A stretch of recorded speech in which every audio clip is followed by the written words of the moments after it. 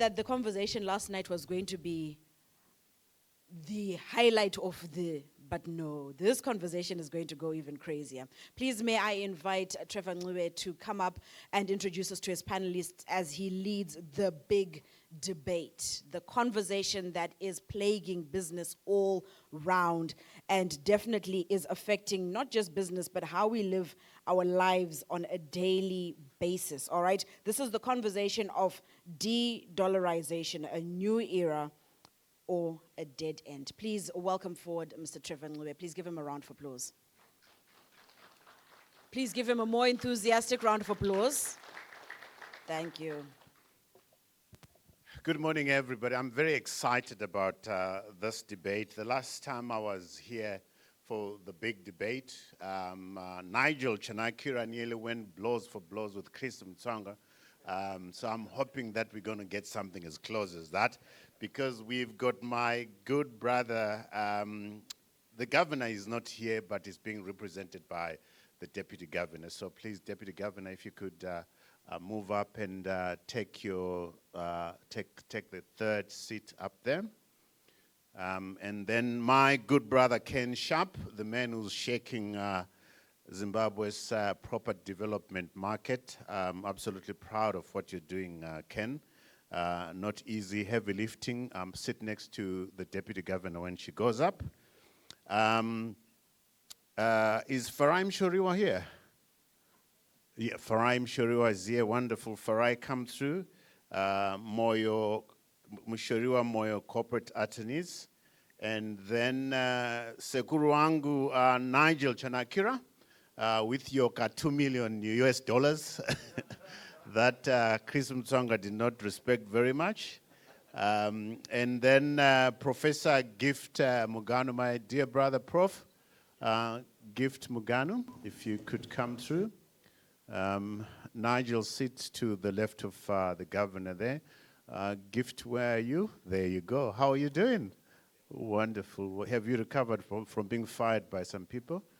Or not yet? Sit to the far left there. I like people who've been fired before, eh?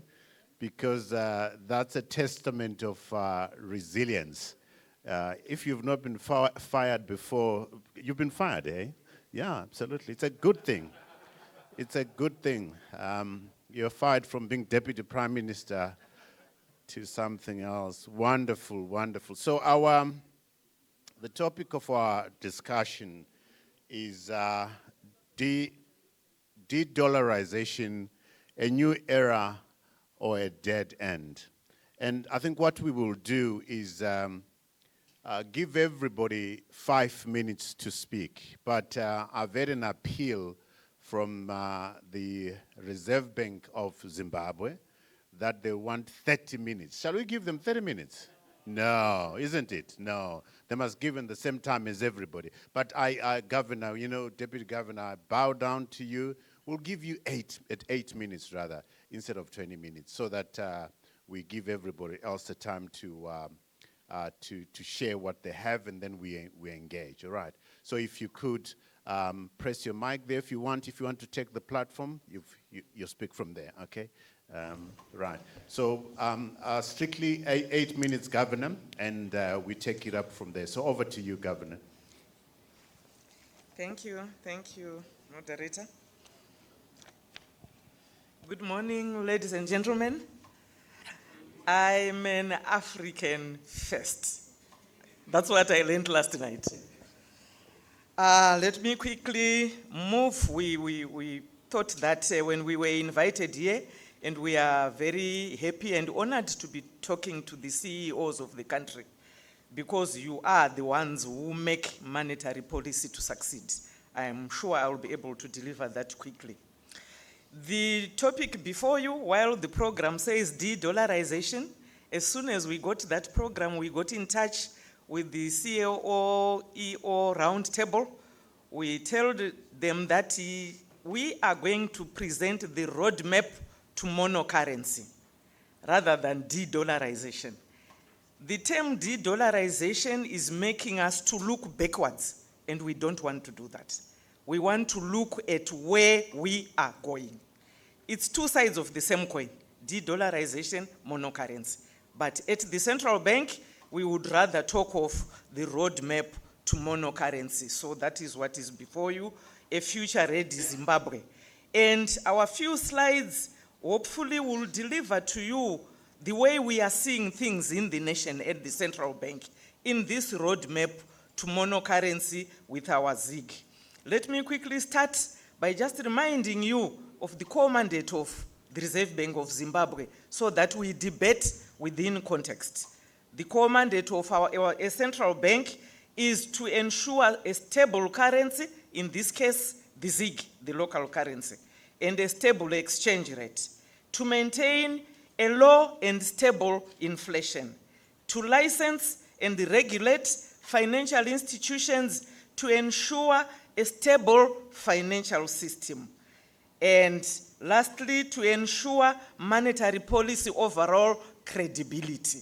I have left the other small things that are said in the Act, but you can tell the central bank is about delivering macroeconomic stability in all its forms in the country. Let me hasten to say, if monetary policy fails to deliver on this macroeconomic stability, all your wealth creation efforts will come to naught.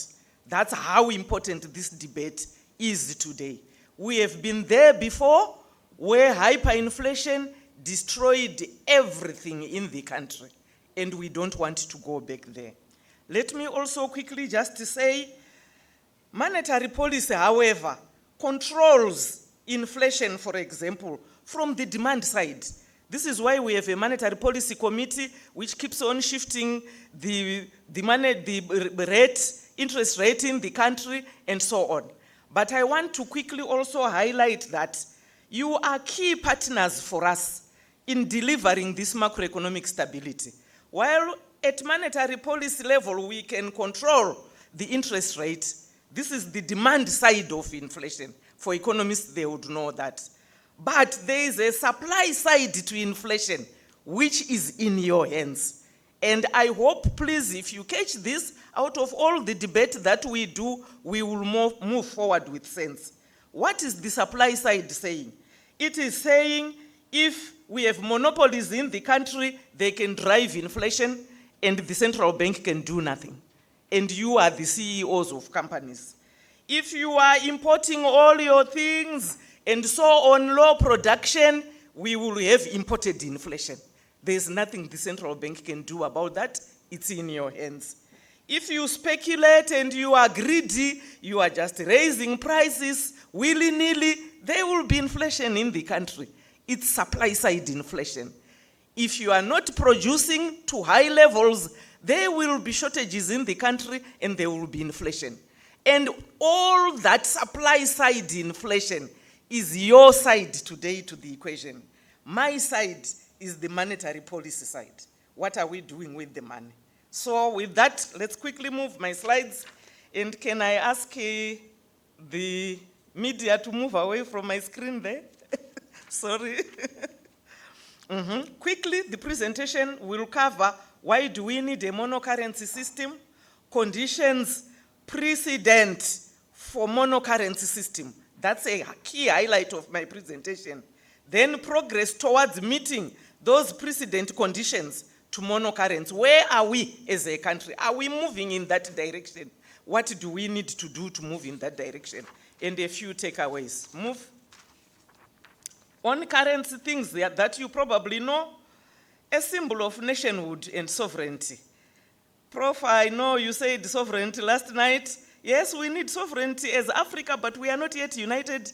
So for now, we guard sovereignty as individual nations.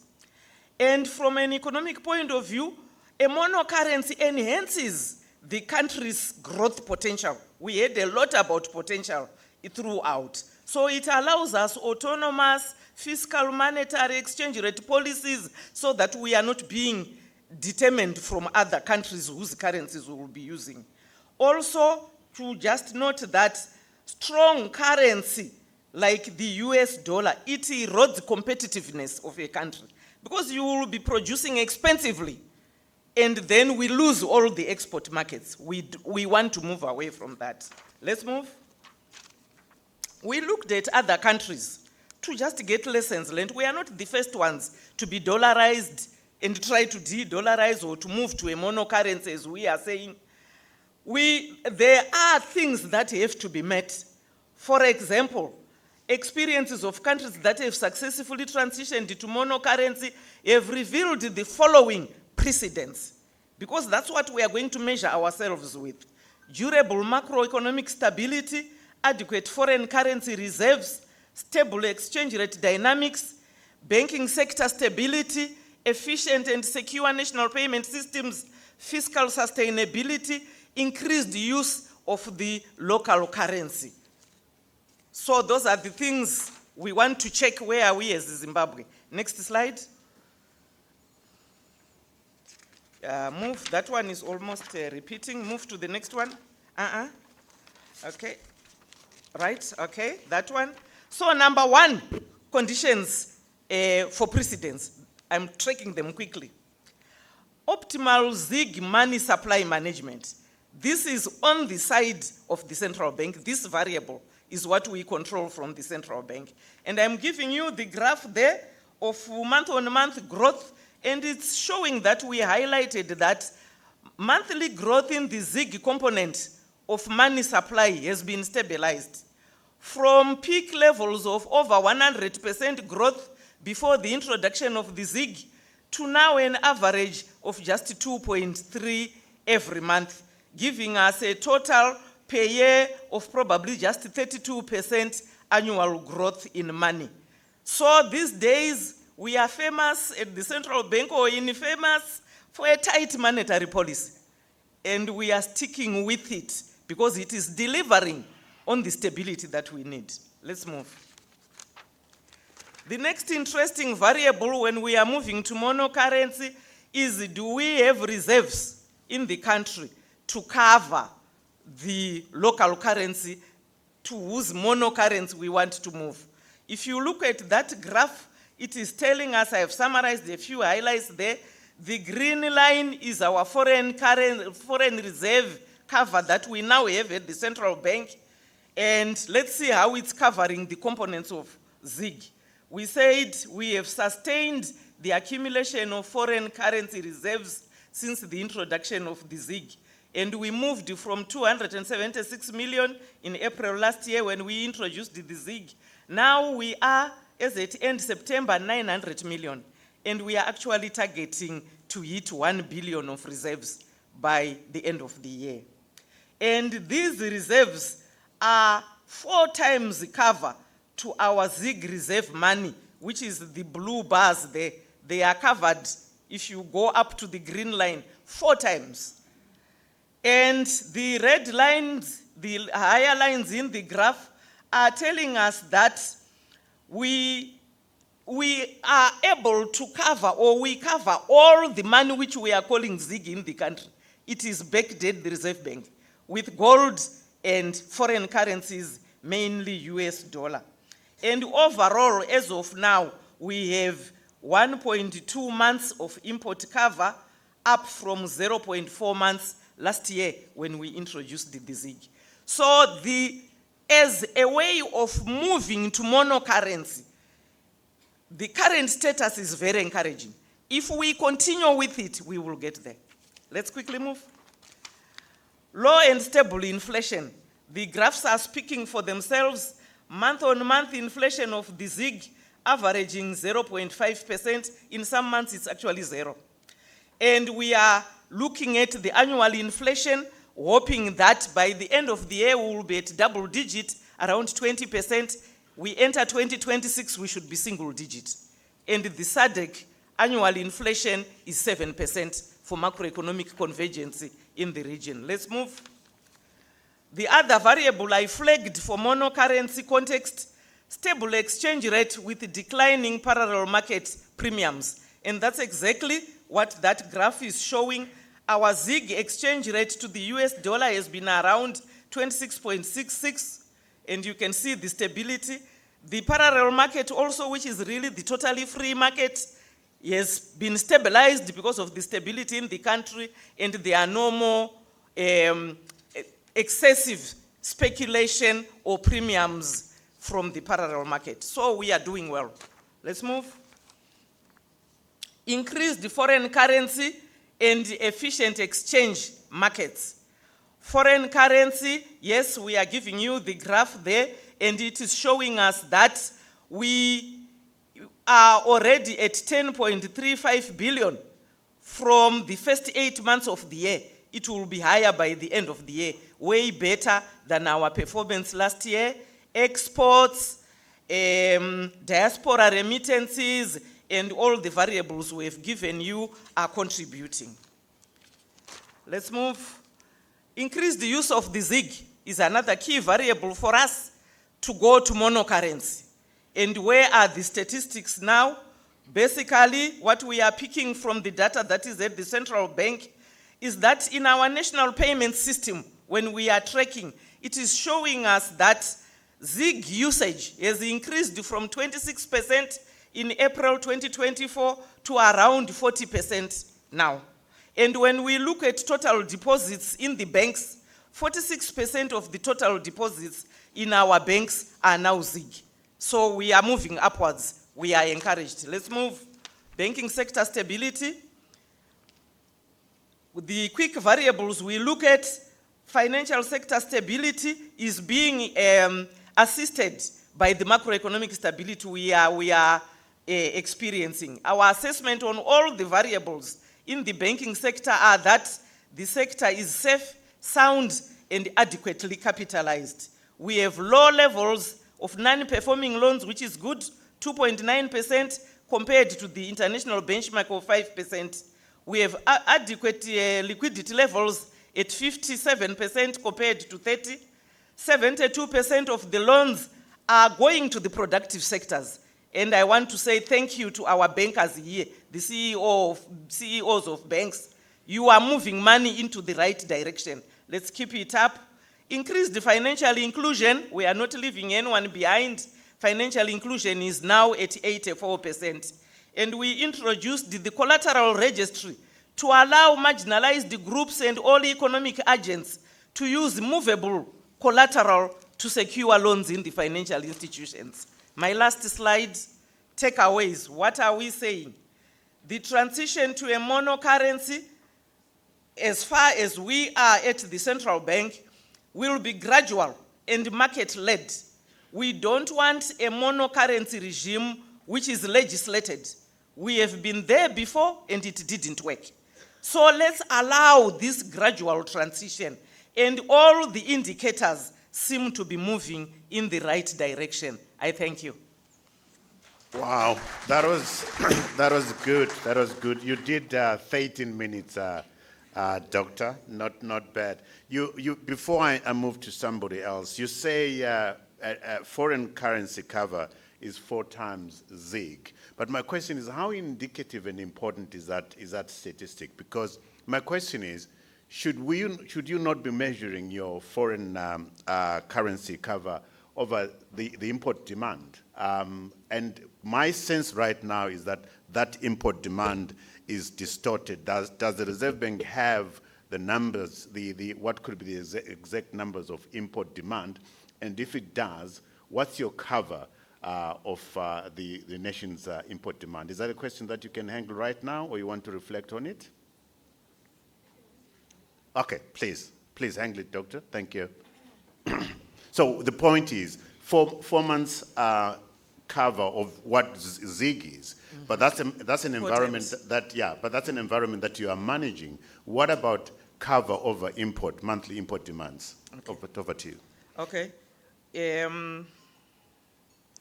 Import cover, as I said, normally economies that are already on monocurrency, it is recommended that they must keep an import cover of 3 to 6 months of import cover, right? When you are 100% monocurrency.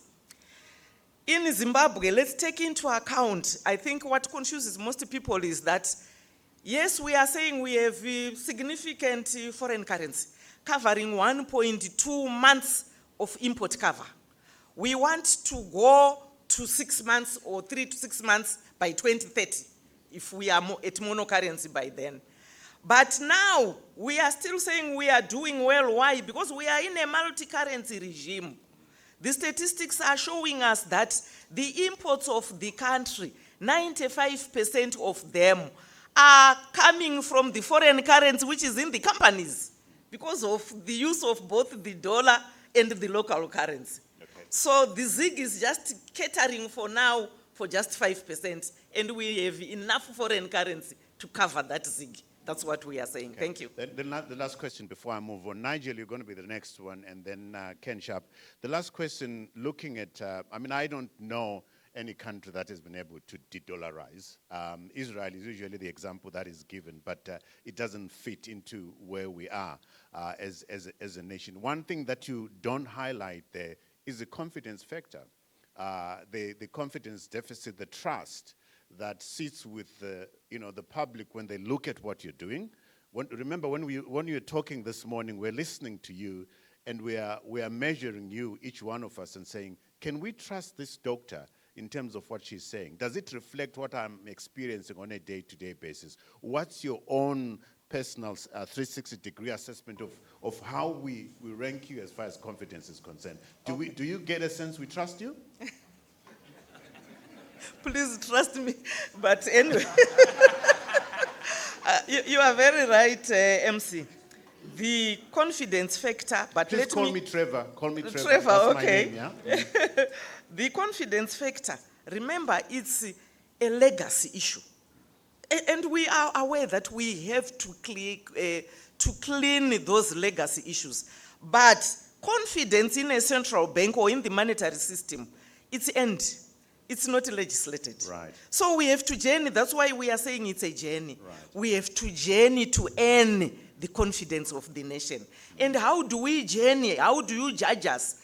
Stability, macroeconomic stability, low inflation, and so on are the key indicators for us to earn back that trust.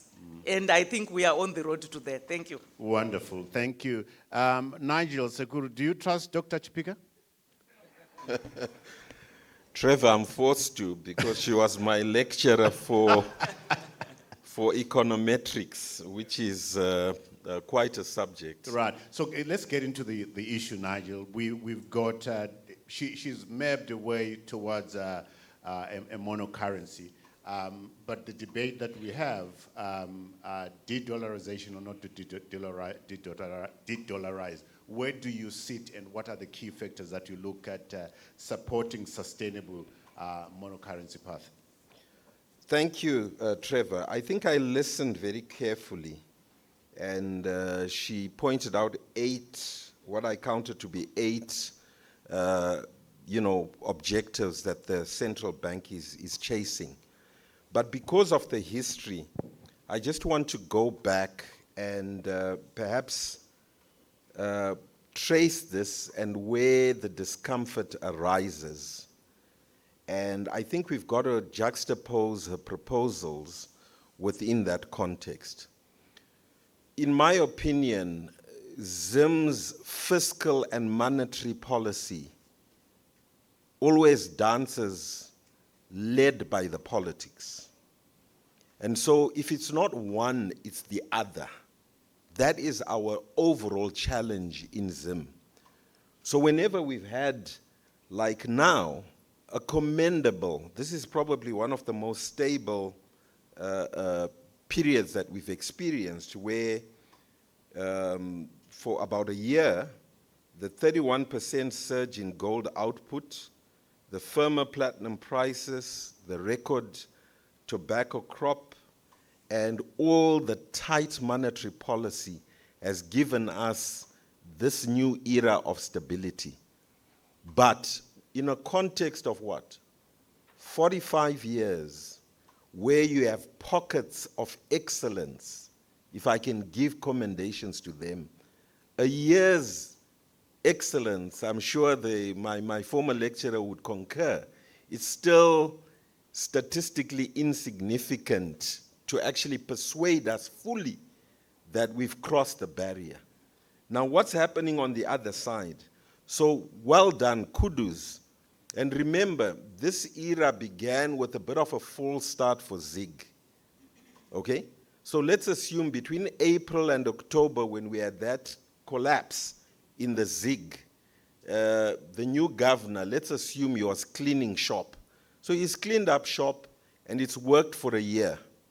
I would say give us another 2-3 years and then I'm fully persuaded, Governor. Why? Because the shoe has shifted. It's now the fiscal side that we're not trusting.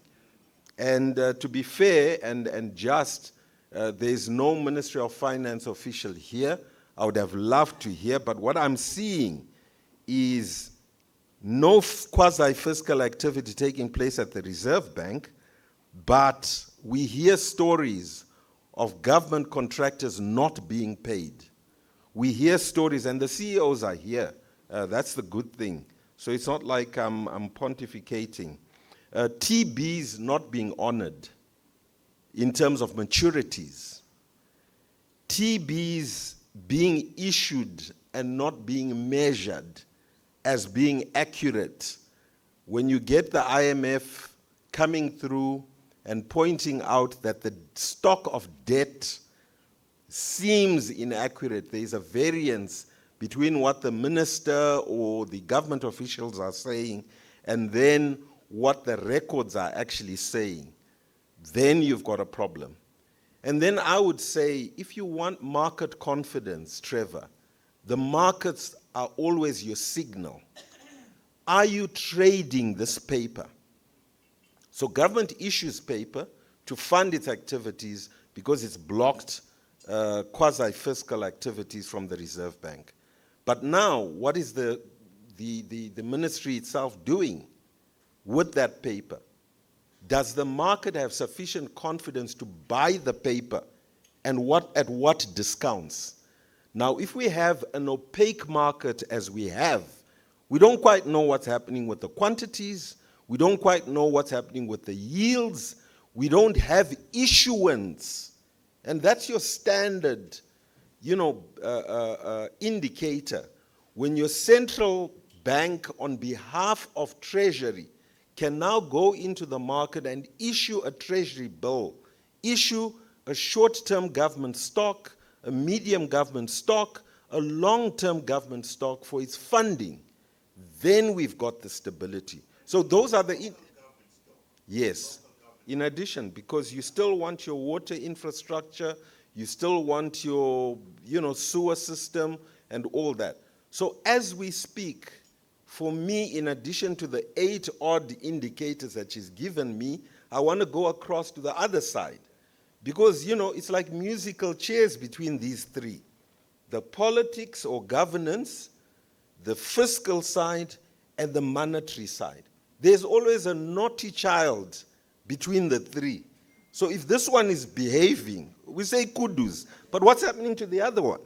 And if the other one misbehaves, it all collapses down to zero, and we've been there. We've watched this movie once too often.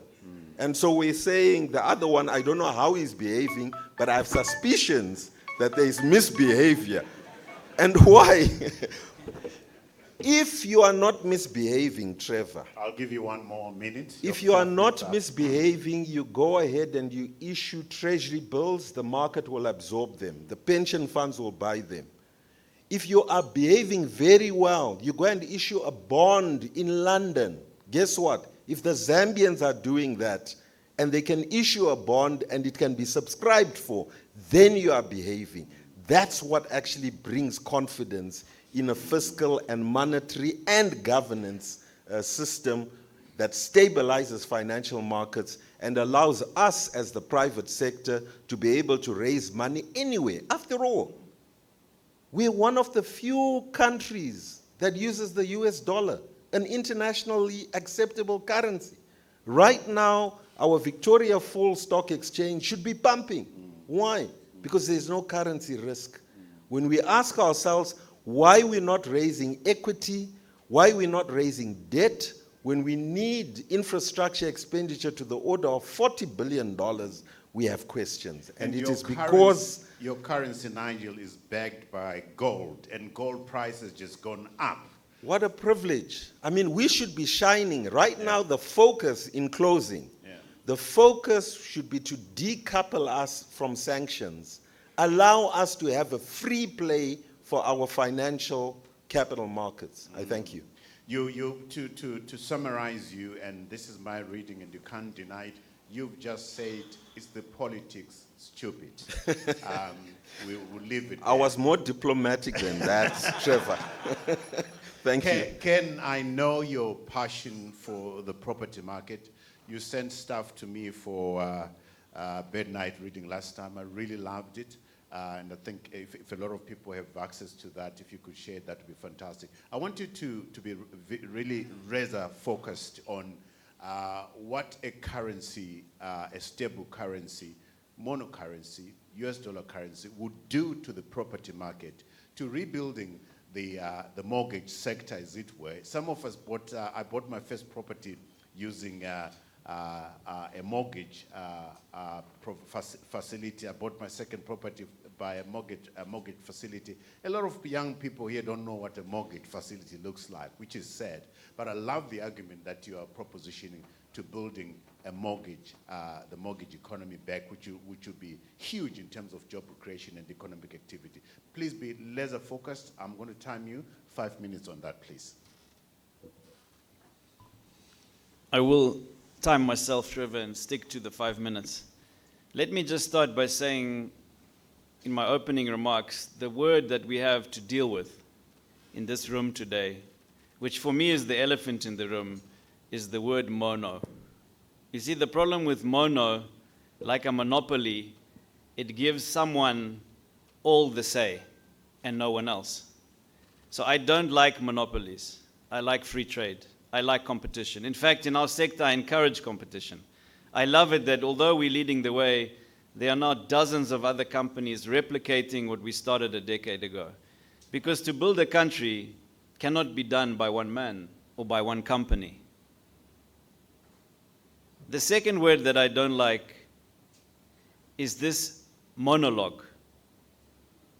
Because if we just hear one directional voice from one source, it doesn't instill confidence. It actually instills fear. So I think today's discussion, which is a dialogue, is very important. As for myself, I've never been invited, Madam Governor, to any discussion, neither with the Reserve Bank of Zimbabwe, neither with the Ministry of Finance. And I've asked for that audience, not for myself to come personally, but for our industry, the real estate sector, to be represented. I don't know if the Reserve Bank and Ministry of Finance have done that dialogue with other industries, which I would also encourage. However, my presentation today is based on the real estate sector alone. And it's a frightening number. You'll see a presentation up on the screen, which I'll explain a bit about. But I would say that we have to have that dialogue before any permanent decisions are made, because like you say, Madam Governor, they have lasting implications. And unfortunately, history teaches us, and it tends to repeat itself. So we can't afford a situation where we get to 31st of December 2030 and then find ourselves making decisions that none of us had really accepted at the onset. The last part of the word mono is monocurrency. And I don't have a problem with monocurrency in the sense that I believe Zimbabwe must have its own currency. We must be a sovereign nation. However, I don't buy into the fact of that monocurrency becoming a reality by the 31st of December 2030. And Madam Governor, I will give you an example of Israel. You referred to it. It took Israel decades to achieve a monocurrency. History shows us that in the early 1980s, hyperinflation in Israel led to dollarization, similar to where we are today. In 1985, they had an economic stabilization plan, which is something along the lines of what we're now doing with ZIG. In the 1990s, they promoted the local currency. In the late 90s, they targeted inflation. And the early 2000s, there was currency liberalization, where the shekel became fully convertible in 2003. And only in 2008, some almost 30 years later, was it fully converted into a monocurrency.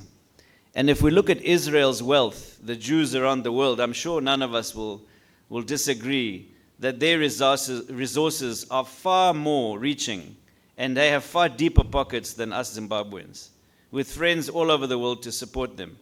So I think it would be impossible for us as a nation to guarantee that within 5 years we can have a monocurrency that takes care of all of our needs.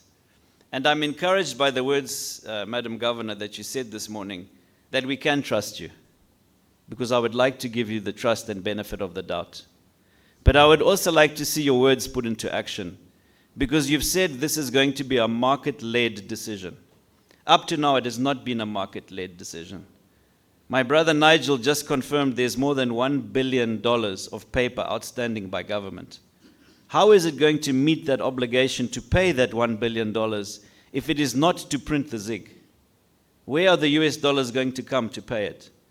Where's the obligation to pay the treasury bills that has been defaulted? We're sitting on defaulted treasury bills right now. In fact, I have treasury bills maturing in April next year, just within 6 months, where the market is offering me 50% discount. Where's the confidence if I'm only getting 50% of my value today? This hotel we're staying in is charging a rate of 32-1. It's advertised downstairs. Where's the confidence of this hotel in the ZiG? Let us build more confidence. Let us work together so that by the time, because you've said we're not putting a time limit, but if there's not a time limit, why does the legislation say US dollars is expiring in 23? In our sector, we need, as you can see on the board, 20 billion today, not in 5 years' time. $20 billion of mortgages today. Trevor, if you allow me 2 more minutes. I'll give you 2 minutes, yeah? The reason why we need 20 billion today is because 100 billion US dollars is the value of the homes that have title deeds in Zimbabwe with no mortgages against them, zero leverage. So if we just take a low risk view of 20% leverage, loan to value, 20% is almost nothing, and inject 20 billion US dollars today into the economy, we know that for every dollar injected of mortgages, we create $3 of economic activity. The 20 billion will give us 60 billion in GDP. That more than doubles our GDP of the country. But in order to do that, we cannot print ZiG. And Madam Governor, I know it would not be truthful if you were to say to me, even in 2030, you could give me 20 billion ZiG for mortgages, because that is an impossibility. If you reach 3 billion in import cover, it will be a great achievement. But 3 billion of reserves is not 20 billion. So where am I going to get the 20 billion from? Because I need it today. And there are funders in the world with trillions of dollars available for mortgages. But they need to see long-term tenure. They need 30 years. And by the way, the people we offer mortgages to should also have a long-term tenure, so the young people of Zimbabwe can afford to repay the mortgage. So if we're talking about US dollars for 30 years, how can you talk about its expiry date in 5 years? There's something not right. Lastly, my message is the trio. I believe in threes. God is 3 in 1. I have 3 of my beautiful ladies today with me. My mother, who represents the past, and definitely we need to respect and honor the past. My wife, who represents the current. And definitely the current speaks to us every day. We have to listen. But more importantly, I have my daughter, the future. And just like that, if we reflect on the past, the current, and the future, where are you going as a Reserve Bank? Where are we going as the Ministry of Finance into the future? Because our future is predicted to 2050 at Westprop with 1 billion bricks. But we know without mortgages, it is very difficult for us to get there. Ken. I rest my case. Thank you.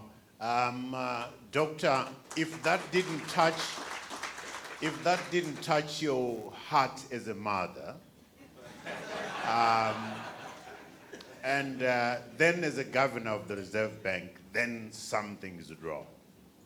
And if you leave here and get onto the plane and do nothing about his appeal, can we sit down and talk about this thing? Everybody's sitting here on a property that's not mortgaged. Governor, his request is, can we unlock that value? Can we unlock that asset? What stops that? You are not on trial, Madam Governor. It's a conversation that we are having. There's a thing that I hear from what Nigel has said and what you said, which is transparency. You know, when I was a young journalist at the Financial Gazette, Nigel was my source. He never leaked anything. And one thing that I got excited about was reporting on the government going on and issuing treasury bills. 30-day treasury bills. We knew when it would mature, when it was oversubscribed and so forth. The market knew what was happening. We knew the interest rates in the beginning of the day and at the end of the day. Why can't we get to that?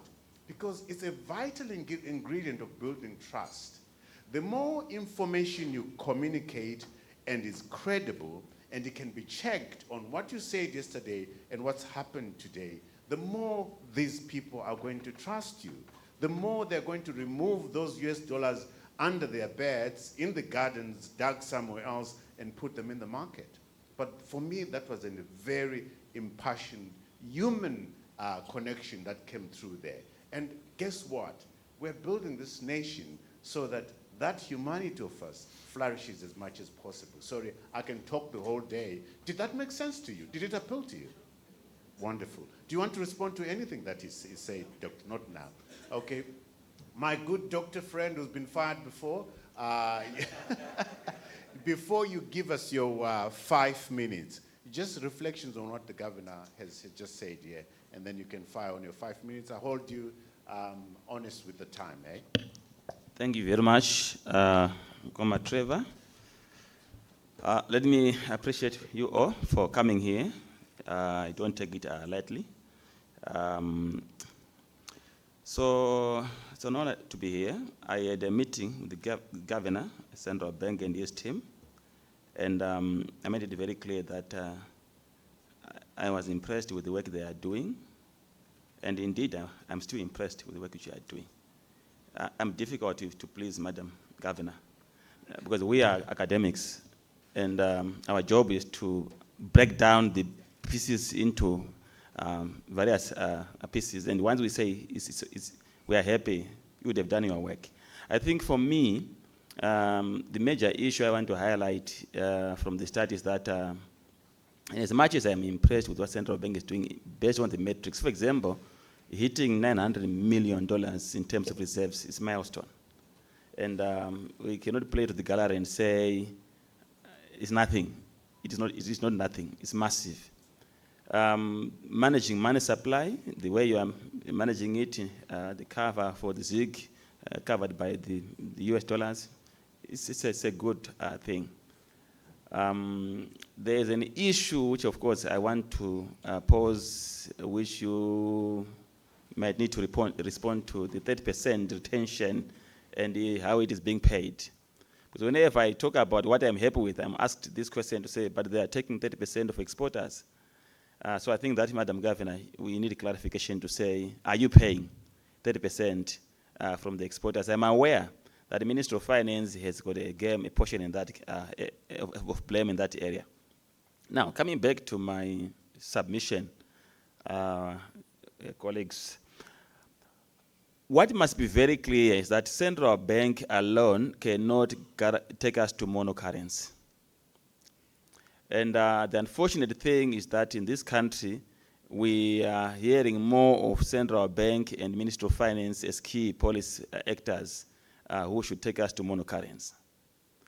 You can even see by default or by design, even this panel, there's no Minister of Agriculture, there's no Minister of Industry and Commerce, there's no Minister of Energy, there's no Minister of Transport, and traditionally, every year, we don't see them. Yet they hold the critical roles which the supply side, the governor, acting governor, was talking about in terms of supply side. But I want to build on what Ken said in terms of the trajectory to monocurrency as being a difficult one. He actually ate into my thinking when he was giving example of Israel, so I will not repeat that. But I will come back to Zimbabwe to say, remember, we are 28 years by 14 November 2025 into currency crisis. If I take you back to 14 November, the Black Friday, 1997, if we are superstar, Why are we stuck in 28 years in currency crisis? And that's a very important question we must ask ourselves. The things which has kept us stuck, I will unpack them very briefly. The first one is the absence of strong institutions, which is critical to eliminate corruption, to deal with the corruption decisively, and take away rent-seeking behavior. Because when there's corruption, there's no production. We are the only country in the world which is trading in currency. We trade in currency. It's a big business in town. We trade billions of dollars in currency, in the streets, not on the stock market, not in through the bank. A currency is a commodity in Zimbabwe. It's traded. So it can only happen when there's corruption. So we need strong institutions. We cannot talk of $1.8 billion illicit financial flows when we have strong institutions. We can't. It's again a disease. So if that $1.8 billion is domesticated, what was going to happen? We don't have structural policies which are robust. We have policies, industrial policy, agricultural policy, but they are empty. There are no clear pillars, there are no clear strategic goals, there's no clear strategic framework and a roadmap and a strong M&E.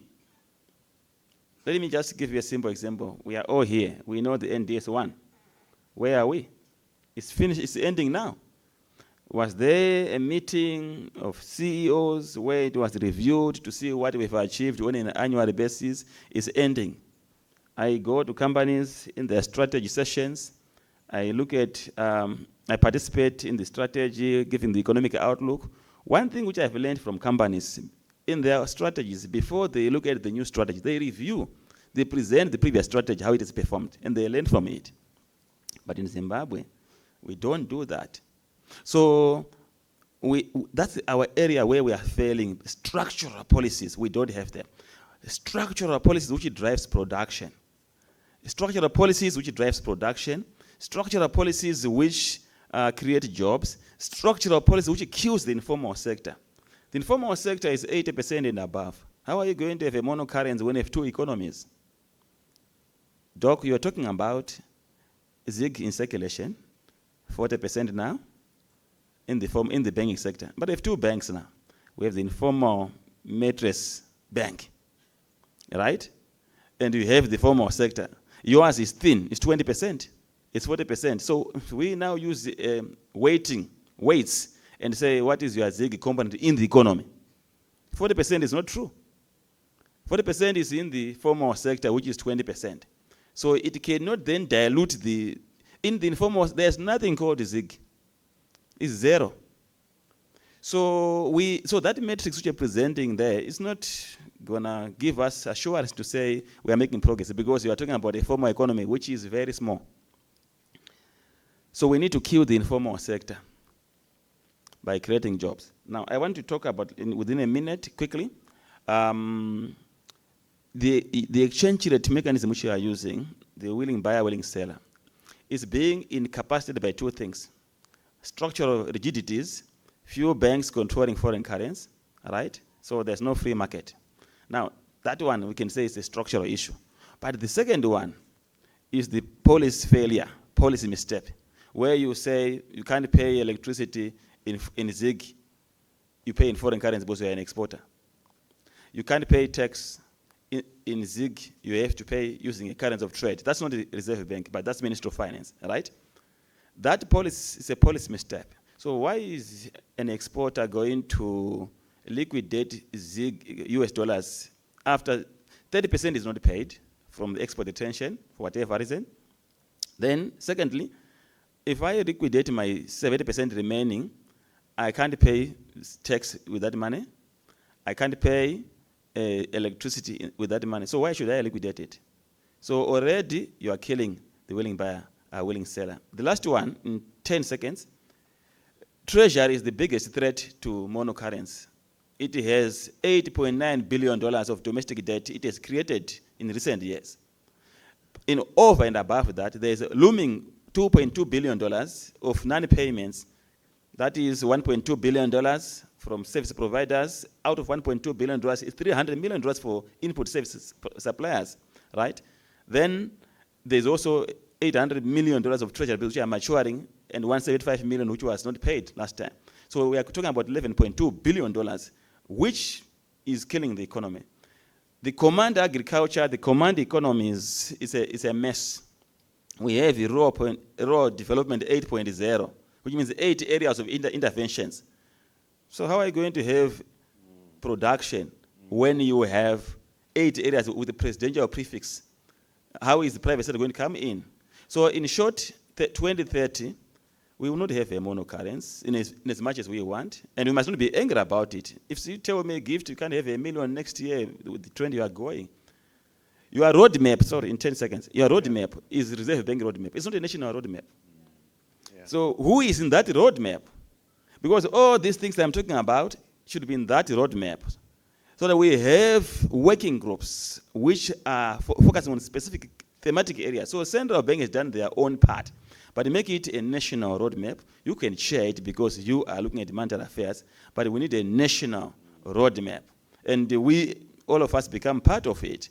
And So together, essentially, you're saying we own this thing, Governor. Yes. We want to be part of this thing, Governor. Correct. Were you to make a call today, Prof, in terms of US dollar or ZIG, long term, what call would you make? long-term plan to say, when is it going to be? Yeah. I think for me, Zimbabwe can't be compared with other countries if we kill corruption. Okay. We can have ZIG, and we can have US dollar in 2030 if we kill corruption today. You know how much foreign currency we are making every day, every year? Yeah. Double digit, billions. This year we will be hitting $14 billion. So one of your biggest concerns is It's corruption. corruption. And the Kill corruption, Yeah. we can quickly build those reserves. But the way I'm sequencing my presentation is because of the status quo, which have not changed. Yeah. That's why I've started, we need strong institutions and Sure. political will to stop corruption. And policies. 2030, we can have US dollar gone Yeah. outrightly if we kill corruption. Thank you very much for that. Let's go to Attorney Mshoriwa. You are a lawyer. I'm sure you see a lot of corruption. Maybe you look the other side when you see some corruption. This is the sad thing about our country, good people, and we all need to own up to that. And this is the truth about it: is we have corrupt lawyers, we have corrupt accountants. We have corrupt CEOs, and some of them might be right in this room. We must own to that. And one of the smallest bits of corruption that I see every day, for me it's corruption, is when you guys who drive these big cars that have Bluetooth enabled throw out Coca-Cola bottles out of the window. You guys sitting in here with those big cars. That's where it starts. That's where it starts. How much nonsense do you participate in? How much nonsense do you stand? That's where it starts. If you're comfortable with chucking out a bottle out of your car as you're driving, whilst you're talking on your cell phone, which is illegal, you are equally guilty of corruption. So how much corruption have you seen? Shall we start there? What's your assessment of corruption? Because that man has put it on the table. It's a big thing. We're not going to get this monocurrency that we want for as long as corruption is there. Does it worry you? Where do you sit? You're a lawyer. Talk to us about that. Yes, thank you so much, Do you want Trevor. to get closer to the mic so that we Yeah, hear you? sure. Thank you, Trevor, with the most difficult question of the day, but it does have an easy answer. The levels of corruption that we have in the country are not just alarming, they're debilitating. But what we have as a situation at the moment is that the system, the entire system itself, does not support honest business. So every person that has tried to do business in a structured and honest way, pay his taxes, is going to go broke. Because there's the next person somewhere that is able to do what you do. That's depressing, isn't it? Certainly. The entire system is rigged against anybody wanting to do business in an honest manner, Certainly, isn't it? yeah. That's depressing, isn't it? Yeah, certainly. Anyway, I'm going to give you 5 minutes. You've depressed us enough. We start, I'm starting the clock now. Your presentation, 5 minutes, sir. Yes, and I would like to thank the panelists that have spoken before me. The advantage of speaking last is that you are able to say they've said everything that I wanted to say, and as a lot of our judges will just say, I agree, I agree, I agree. But I would like to bring some perspectives to this. I'll just start off with the conversation I had in an elevator in 2009 with a man that worked for a pension company. And we were just talking about life in general, and he says, you young guys must be having it good. We had just gotten into the dollar era. And I said, no, but you guys have worked for the last 40 years odd, so you must be pretty rich by now. And he says, I'll tell you a story. You and I are exactly the same. I just started working this year like you, because I've lost my pensions, I've lost my savings. So the difference between me and you is I still have kids going to university. You have no children. At that time, I didn't. And he says, so you are probably in a better off position than I am now. I think the most difficult situation that we have is that we tend to forget. Zimbabwe has the memory of a goldfish. We forget where we've come from. And I think maybe I would defer to a quote by a guy called George Santayana, who says, those who cannot remember the past are doomed to repeat it. And the most alarming thing is the number of times that we repeat this. That must scare any person. This does not require economists. In fact, this discussion, you must remove economists from this discussion. This is a common sense discussion. Because there are certain things where you can get lost in all the jargon that is being spoken. And because it is a common sense discussion, I would like to just take a minute of my 5 to just take you back where we've come from. So at independence, we inherited the Rhodesian dollar, which at the time was 1:1 with the US dollar. And over the years, it's devalued, and by the time we got to 2006, we started doing all sorts of redenominations. 2006, 2008, 2009. These are all major currency events. You had money in your pocket, and a bunch of zeros were taken away. One thing that is common is that every time you have a currency event, somebody loses value. So right now, anyone that is hearing the debate of road to moral currency is wondering, where is the shoe going to fit this time? Am I going to lose or am I going to gain? But what I can assure you is somebody is going to lose. You had 3 currency redenominations. You then abandoned the Zimbabwean dollar completely in 2009. Demonetized it in 2015. And then in 2015, we started this multi-currency discussion. Now, this multi-currency discussion came after on the backdrop of us having used basically the US dollar from about 2009. We ran out of money, physical money, so people were standing in queues at ATMs, there was no money there. And there was some level of dishonesty that I need to point out, because there are things that we are not told. So somebody will come in 2016 and say, I'm introducing a bond note. And this bond note is just to assist with change. It's not much. It's not a big issue. It's to assist with change. At about this time, the CEO Roundtable, I was privileged enough to go for a meeting with the then governor, with the CEO Roundtable executives. And I was listening to the discourse. One of the issues that came up was nothing could possibly go wrong. Afrexim Bank has our back. In fact, there is a $200 million guarantee on this. If it ceases to be 1:1, you have a guarantee. I will never stop talking about this, because I sat in that meeting and I asked him the most legal question you would expect. Please, may I see the guarantee? I bet you nobody in this room has ever seen that guarantee from Afrexim Bank. And for those that understand how a guarantee works, if you guarantee his obligation and he fails to pay, the guarantor is supposed to pay. Who was ever paid out of an African guarantee for the loss of the 1:1 value? But here we are. Errors repeatedly happening. I've asked the governors that have come after, governor that came after, and he denied that there was ever something of this nature. And I hope I'm not totally running out of my time, because I just have a few nuggets to run through.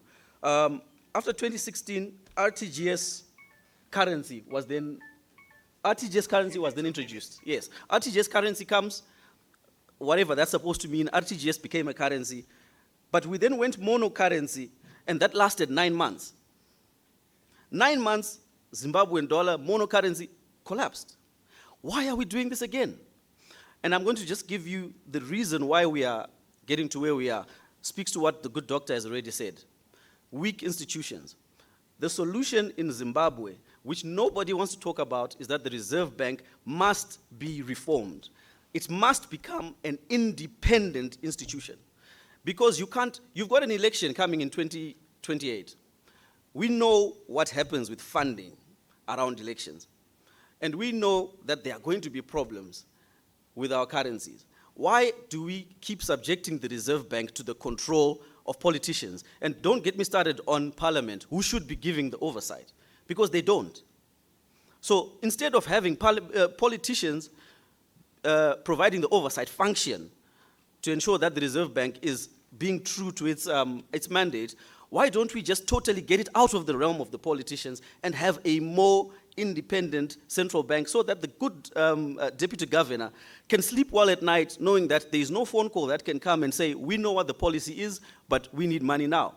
So what guarantee do we have, Doc, that when the demand to print this monocurrency in 2030 comes, the Reserve Bank is going to say no? Because that is our problem.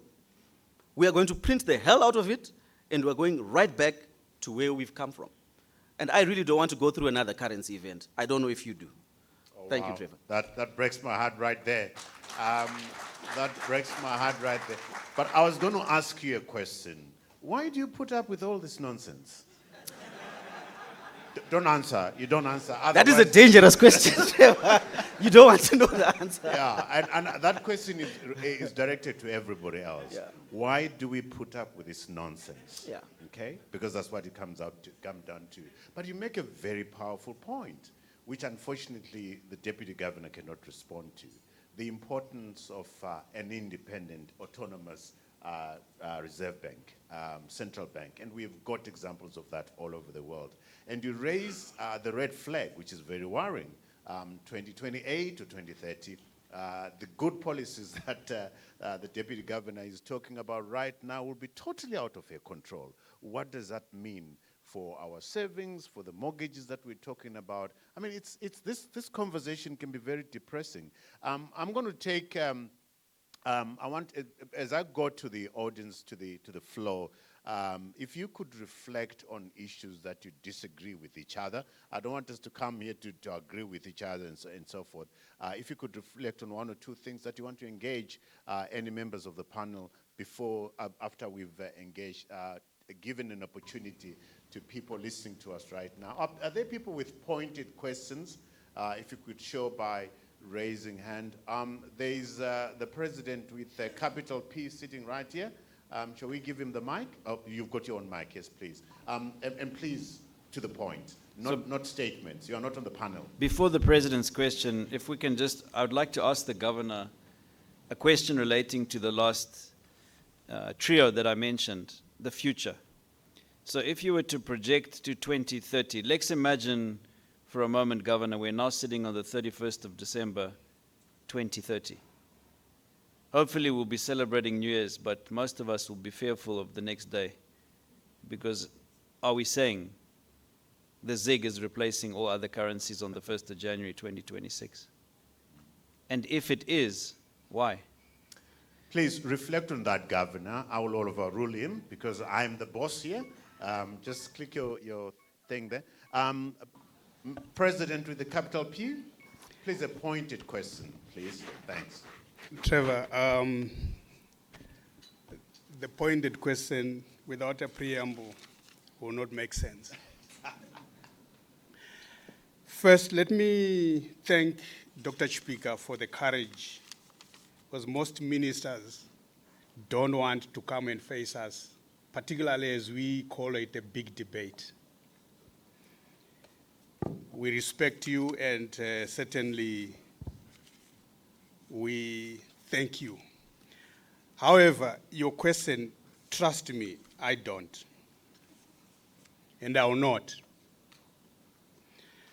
Right. The first is that the concept of surrender requirements for exporters, it means it's earned money. Somebody has sold, they've been paid, and government goes for my receipts. They just sit on my 30%. Is it tax? Is it a loan? What is it? Are you expropriating my account? Because if you take my 30% surrender and you can't pay the equivalence, it's part of my business model. I need to be managing my cash flows. What is it? And to thresholds, everybody here will be surprised with. You're exposed in excess of 3 billion ZIG to the exporters. Hope something has happened in the last 4 or 5 weeks. What is that arrangement? And government must come out clear. Is it with Reserve Bank or it's in the Consolidated Revenue Fund? I think, Governor, you need to be honest with us there, because export performance is going to start going down. The second one, Governor, blended inflation. I heard that concept recently here in Zim in the last 6 months. I maybe say something about that. But Governor, why are we not buying fuel in ZIG if all indicators are as flowery as you indicate? Why are we not buying fuel? Because and government must be honest. That's why I said I don't trust you. Where do you think all these entities, individuals, are accessing the US dollar? If I cannot go to my bank, on my ZIG balance, dilute my ZIG to get the US dollar to buy fuel, you can't. If any of my colleagues can confirm, can we do that? So where is that money coming from? Is it strategic silence? And you're going to pounce on us at some convenient place somehow in the future? You have made your point, President. I still have another one. Okay, right. We know that this economy is now 70% informalized. Governor, does it mean that formal policy is regulating 30% of the economy? We are having free riders in the economy. We are subsidizing that. And lastly, Trevor. Because you are the president, with a small p. Trevor, I want to ask this question to all the panelists. Who is clamoring for de-dollarization? And who has got the interest in de-dollarization? That's a good one. Shall I stop you right there and ask, who's clamoring for de-dollarization? Are you? Let's just take a quick thing. Are you? I'm not, but I'm mindful of the fact that it would make sense to have a local currency. I would want the pride and also that the Reserve Bank has the full suite of tools to be able to regulate the economy. Made your point. Makes sense. Are you clamoring for de-dollarization? I'm looking for $20 billion US. Okay. Not ZIG. Okay, you've answered it. Nigel, are you clamoring for de-dollarization? Trevor, I want to bring in another dimension, which unfortunately, because of our traumas as Zimbabweans, we then believe that the greenback is actually the answer to God's problems or to all the problems that we have here. Unfortunately, it isn't. The sad news, as you and I know, when we brought Robert Kiyosaki to this country a month ago, is that the US dollar itself is ill-fated. The printing of the US dollar mirrors what has happened in Zimbabwe. Unfortunately, it's internationally accepted, and therefore people think it's okay.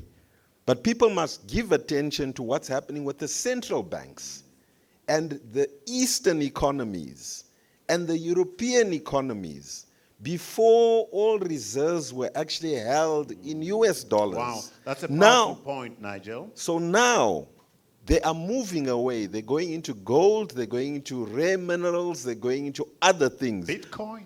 Yes, because they don't trust the US dollar. And that's a conversation we need to have. Absolutely. Wow. So I'm not all, yeah. you know, I'm not all in for a US dollar. I'm all in for multi-currency and commendations again. These are some of the good things that the central bank does, which unfortunately are thrown away with the bathwater. Because when you then go for gold, you go for other minerals, you're actually better off than the US dollar. The US dollar, get this book, is ill-fated within itself. So give us another, mark my words, another maybe 5, 10, 20 years at the most, we'll be talking a different story. Absolutely. I rest my case. I think, wow, that's a powerful point right there, because if you see what the US administration is doing to the autonomy of the Federal Reserve, that says quite a lot, and you already are seeing a lot of people that are on the board dancing around to please the president. And the president and his family has made $2 billion from their cryptocurrencies. Fascinating stuff. Are you clamoring for de-dollarisation? Yes, Trevor. All right. 100%. All right. As an economist, you do agree with me that US dollar is a hard currency. We can't export. We can't be competitive. Our GDP will shrink with the US dollar. We need to do serious internal devaluation. That is cutting costs. We will have difficulties, of course, in growing our economy. I frequent South Africa. South Africans, they like their currency. Even myself, when I was issuing invoice to my clients, I will issue it in rand. What we need, Governor, is a working currency. When I'm driving my car, it doesn't run fast because I put fuel in ZiG or in US dollar. I want a working currency, and I want my currency. Yeah, I was in Botswana. I saw a calendar of 1998 in a Bureau de Change with the same currency, same denominations. So we need our currency. There's no question about that. But while at least I'm still here.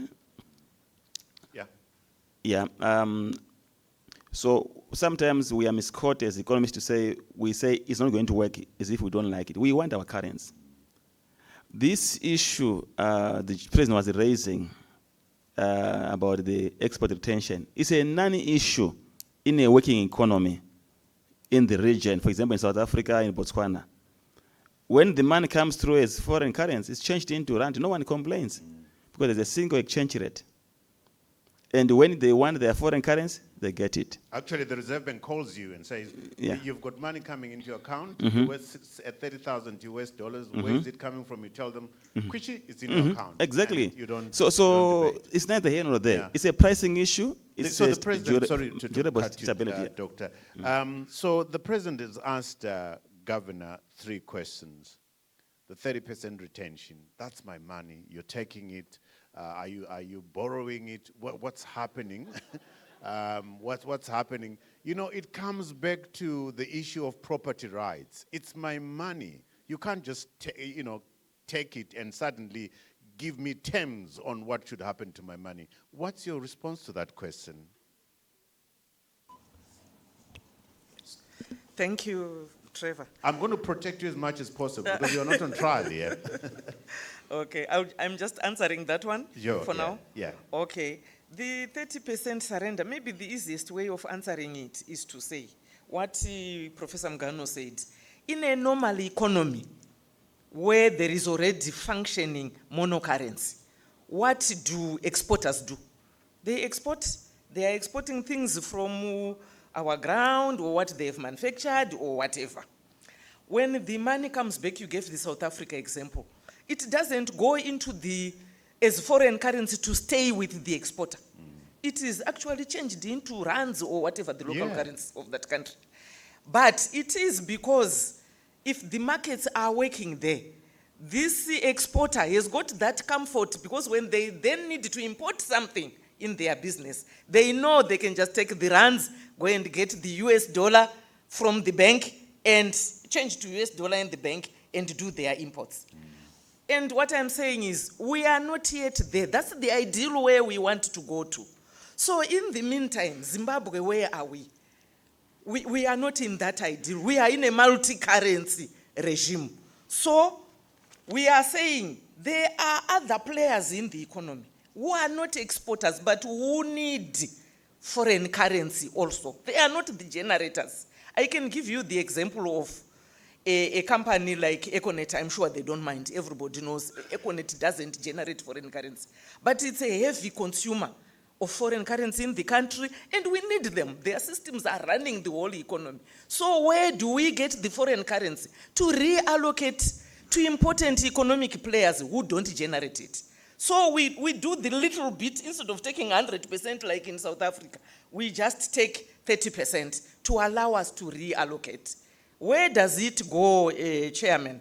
So far, the arrangement in our country is that when we've liquidated rather that 30%, 50% of it is going to the Ministry of Finance. I will not talk about the Ministry of Finance. I don't work there.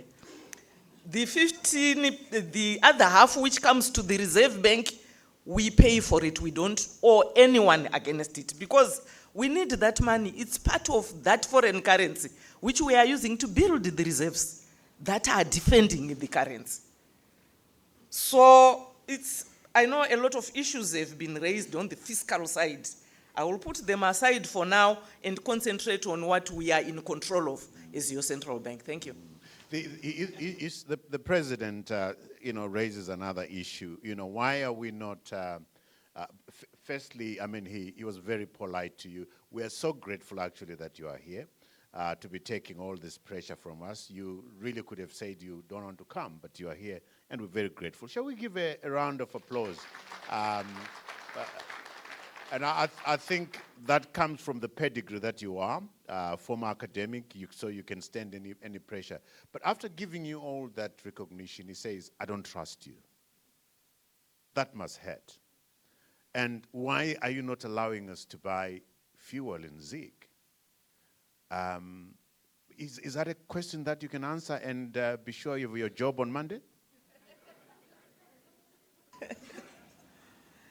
It's a question I can answer. Yes, please. Because to me, as I said, we are not yet in the ideal. We are journeying to the ideal. The reason why fuel has not been one of the priority sectors to be enforced to buy in Zig is because when we are still in the multi-currency regime, we are better off ensuring that fuel is available in the country. I think the lawyer referred to us forgetting. Let's not forget how many hours we were spending per day in fuel queues under one of those legislated monocurrencies that didn't work. We don't want to go back there. So we are saying fuel is so critical in running the economy. All your companies, everything is fuel. Let's for now make sure it's stable, it's there in the country. The economy is growing, and we want to thank everyone's efforts for that, but we will come as we journey towards 2030, or 2030 to me is just a date. Let's say as we journey towards monocurrency, we will get to a stage where it will be safe to release the fuel sector to be in Zig. Thank you. The other thing that I'm getting quite strongly here, Governor, which I really wish the Governor himself was here, is that why don't we talk to each other like we all have a stake in this thing? None of us is much more important than others, which is why when your team came to me and said, you're asking for, I said, no, I'm in charge right now, Governor. Why don't we talk to each other like we respect each other? Why don't we listen, take time to listen to what everybody is saying, and give me the sense, like the chairman is saying, that 30% is my money. Yes, you're superintending over it, but can you talk to me like I'm a stakeholder and not a subject? I think that's the thing that came even from Ken. I've never been, he's a big stakeholder in terms of mortgages and properties and what can be done there. But why don't we take everybody into our confidence? Why don't we give a sense that everybody in here is a stakeholder and let's march together rather than dictating terms? Why not be transparent on these issues that you're talking to us about right now instead of issuing edicts and statutory instruments without consultation? Over to you. Thank you. That point is well taken, actually. That's the response I was going to give to Ken. To say, actually, just probably a few weeks ago, we issued our stakeholder charter where we pledged for the first time as the Reserve Bank to say we will be talking to the people of Zimbabwe on this journey of the monetary policy in the country. So I want to assure Ken that definitely we will be calling you. I will tell this to the governor. We have been dialoguing with others, the other bigger and bodies. We've got witnesses here. Yes, if you don't yes, call we will. you'll be in trouble, We will. madam. Because we are actually doing probably things that are unconventional in central banking. We have opened ourselves so much. We may not have done it enough, but we have been calling many big bodies to come and dialogue with us so that we hear what is required. Well done. And Well whenever a stakeholder says, I have not been called, you will definitely be called. Fantastic. Thank you very much for that. I think that's the spirit, in terms of we forget the past, we forget what's happened to us, but it's important when we get together in the room and hear each other's pain directly from where the pain is coming from. Another question or two? Oh, there's a lot of hands. There's a gentleman behind the cameraman there. Okay. Yeah, thank you, Madam Governor. I'm sure mine could be specific so that it doesn't fall in the cracks. It's an issue that Ken Sharpe referred to with respect to treasury bills that are going unhonored. Thank you.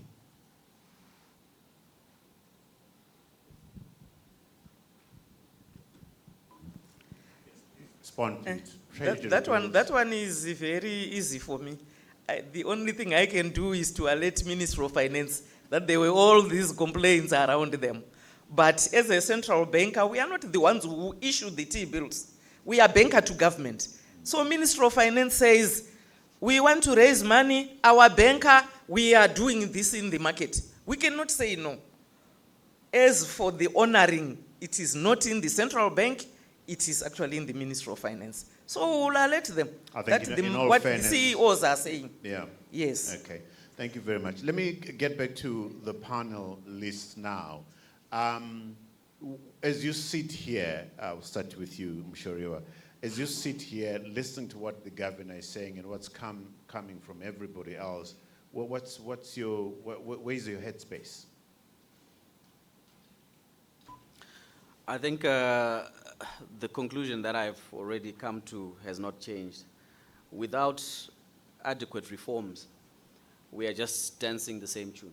Yeah. So we can go straight back into a monocurrency without reforming the central bank and how it functions. We have a problem. One critical issue that I had missed, which I think I need to just indicate, it's legislated that government borrowing cannot go above 20% of the previous year's revenues. For one reason or the other, you cannot find a statistic anywhere as to what levels of government borrowing from the central bank. You will not find it. You will look for it. I looked through, even used AI, you will not find it. They will report to you the ratio of borrowing of debt to GDP. They will not report to you the levels of government borrowing. Maybe the Deputy Governor may be able to give us an indication in terms of the percentages. Are we above or below the 20%? But as long as we cannot report honestly on such statistics, this attempted move to go back to a monocurrency is doomed, because that has always been the failure of our currency. Again, talking to the issues of transparency and building that trust is fundamentally important. Ken, where's your headspace? I'm not satisfied, Trevor. And the reason why is I don't know anyone else in this room when this country that's come forward and said, here's $60 billion available now to grow our economy. I'm talking about something that is of national interest, Professor, because I asked you yesterday the question, how can we all come together around one issue? Our national interest is to unlock capital for ourselves, for our people. Because if we cannot unlock that capital, we will remain poor. I mentioned it yesterday, there's 25 trillion US dollars in the hands of the poor today in the world. That is enough to eradicate poverty from history permanently. But until we understand that to unlock that capital, we are required to have the system and the framework that is stable and consistent. And the only way I can see that happening today, Madam Governor, is by allowing US dollars to continue its tenure indefinitely, or until such time that we have enough confidence and trust in an alternative monetary system. Be it Japanese yen or Chinese yuan or British pounds or euros, I don't know what the future holds. I'm not Nostradamus. But I'm a voice of warning, please let it be remembered, that on the 31st of December, 2030, let us not repeat ourselves in history what we've done so many times before. Thanks, Ken. The Nigel and Dr. Mugano, I've seen elsewhere hints that the IMF would want to put us on a staff program of some sort. Are we there yet?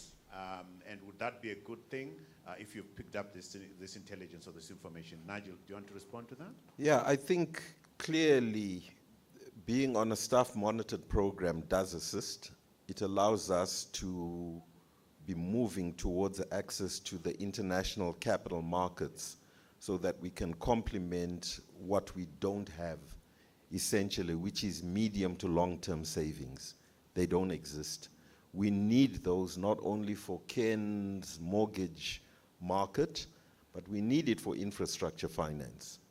So if you add the requirements of just housing to infrastructure finance, which is what? The last African Development Bank report, infrastructure finance, 33 billion minimum, 5 billion per year if we took it to 2030, for example. Those would be inflows that we could access in order to actually, grow the economy at rates, by the way, Trevor, that can get us to become a middle to upper income economy. Now, if that is the objective, which we sing merrily along every year, then surely it's in our interest to facilitate that growth. We've got growth from the construction sector. Right. We've got growth from the infrastructure sector. Now, for crying out loud, why are we holding back? So it's like you're accelerating with the, handbrake on. Right now, as I said, it's musical chairs between the trio. It's either the politics is bad, or the Reserve Bank is bad, or the Ministry of Finance is bad. And right now, I suspect we're going into elections, we're not going to have one naughty fellow, we're going to have two naughty fellows, and one attempting to behave very well. Are we together? Yeah. Now, can we not sit in a room, Trevor, and get that trio to agree that it is imperative for us to actually take the nation forward, that the three must behave so that the private sector can do what it normally does, which is production. Yeah, That's why. You've answered the staff monitored program. Dr. Mugano, there is the big elephant in the room, $21 billion owed to the international community, debt areas, restructuring and that kind of stuff. All that we're talking about here will amount to nothing if that bit is not sorted out. What's your level of satisfaction as to our ability to get to that finish line, have the agreements done, have an arrangement, people taking haircuts and that kind of stuff, and us being able to service our international obligations? Thank you very much, Trevor, for that question. So for me, the easiest way of dealing with our debt is to stop acquiring new debt as a starting point, right? we must stop acquiring new debt. And we lock the current debt, then we begin to have a plan to service it. So if you check new dispensation, the second dispensation, Second Republic, our debt was around 10 billion. In 6 years or so, we are not actually at 21 billion, we are almost $24 billion. If you look at the recent publication by the IMF, the Article 4, a staff monitoring program, that's where they indicated that government is under-reporting debt by $4.5 billion. So you're actually behind, you're above. And so how do you have the ability to service your debt if you are actually accruing more debt and you're hiding it? Yeah, that's number one. Number two, you recall, Trevor. Hiding it, or we don't know how much? No. They're hiding it. Okay, they're hiding. Yeah. Okay. They're hiding. So now, you recall the first meeting of debt resolution by the former, I think it's now former, President of African Development Bank, yeah. He issued a 6-page statement. And the last page of the 6-page statement, I can share it with you. There are 3 conditions for debt resolution. The first condition is a big paragraph. One condition, big paragraph. It talks about free and fair elections. Did we have free and fair elections to 2023? 0. Where is the record, official records from SADC? Our elections were condemned. And that's the Commission of Oath for Zimbabwe in terms of election. Human rights, I'm still on one condition. Yeah. Abuse, how many people are being taken behind, no trial, breaking of constitution, constitutionalism, implementation of Mohlande Commission of Inquiry is one condition I'm talking about. As a minimum requirement which must be made by Zimbabwe to get debt resolution. Right? That's number one. Number two, we must have reforms, economic reforms and staff monitoring program, which my brother, Dr. Nigel, has adequately answered, right? To say we must have staff monitoring program, but the reforms, are they coming? No. And now, one of the critical issues of the reforms are this, which I was raising to the doc, and I still want an answer from doc.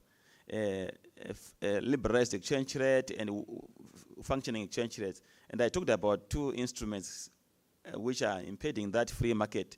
The ZESA issue and the issue of tax payment and our exchange rates are not working. Now, the critical issue of reforms now is the issue of Mtapa Fund. Because we are supposed to have reforms of state-owned enterprises. Now we have a Mtapa investment fund with, I think now, I don't know how much, I last counted. Maybe there are now 60 state-owned enterprises in that Mtapa Fund. Now, how are you going to do privatization, joint venture, commercialization of entities which are now under Mtapa Fund and no transparency in procurement, nothing. So that condition again is gone, we can't meet it. The last one, and I like the last one, the way it is cultured or structured.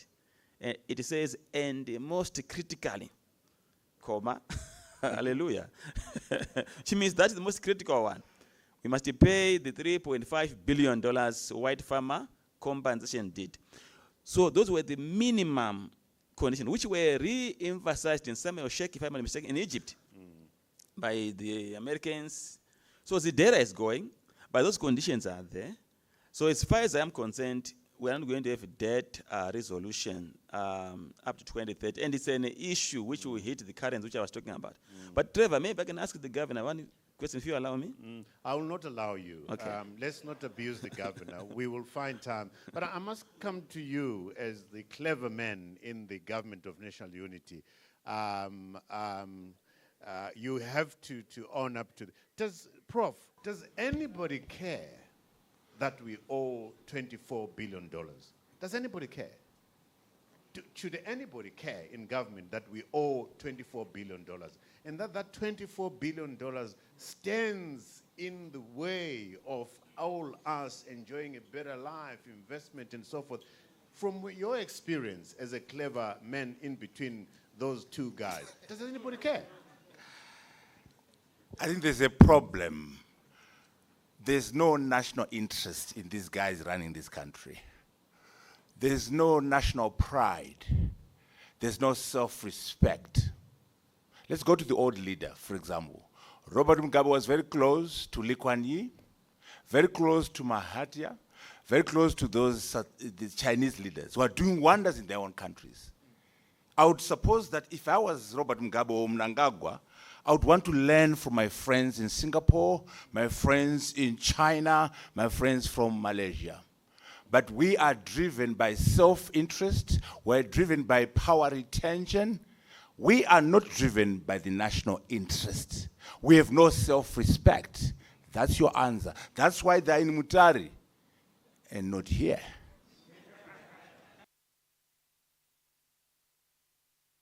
Thank you very much, because again, I asked that question deliberately, and I pointed to the prof as an indicator to say, does anybody actually care? Because it's not in my personal bank balance sheet, it doesn't affect me. But no, it affects me. We've got to get to a point where all of us realize that this matters. Those in opposition politics, the CEOs and at the CEO Roundtable, these matters matter, and we should be making as much noise as possible about them. I'm going to take 2 questions from the floor. We've had men talking. Shall we have a lady talking if there is? Shall we give an opportunity to a lady who wants to ask? Yeah, there's a question at the end there. Yeah. It's a young man, actually. All right, just allow me to walk to my book. I wrote a Whilst question he's down. walking to his notes, is there anybody else who wants to raise their hands? I just got here. And So my name is Marky, and I'm 21 years old. As come youth, again, Mark. Come again. I You said said your my name is? My name is Marky, and I'm Okay. 21 years old. Okay. As youth, everything is done now. That is done now becomes our pain or happiness in the future. How much gold will Zimbabwe have in its reserves by 2030 that will be able to keep our economy stable enough and get business going and growing well? We import more than 60% of daily things, and how are we going to have stable trades within and outside Zimbabwe with a currency that will be hard to put on an international stock? Who will control and protect that gold so that corrupt, powerful individuals don't touch it? Gold has been mined since 1980 till now, but it still cannot make our economy any better, even now. Wow. That's from a 25-year-old. That's from a 25-year-old. Ken, you want to? 21 odd. 21-year-old, my apologies. Wow. I think that must pierce your conscience. This is a young man who has more life to live than me who's asking this question. But these people that are sitting here in the room are messing up that man's future. That must ring a bell. Nigel, you want to respond to that? Yes, let me give you hope, young man. Total gold mined since the beginning of time in the whole wide world is 210,000 tons of gold. At the current price, which you might know is a record price now, we are over 4,100 per ounce, is $20 trillion mined since the beginning of time. Now coming home, Zimbabwe has an estimated 13 million tons of gold reserves. And from 1980, we've only mined about 580 tons. And so there's a lot of gold underground for you, the youth, to go and actually dig up and fix this problem. Thank you. Wow, there it is. There's enough gold.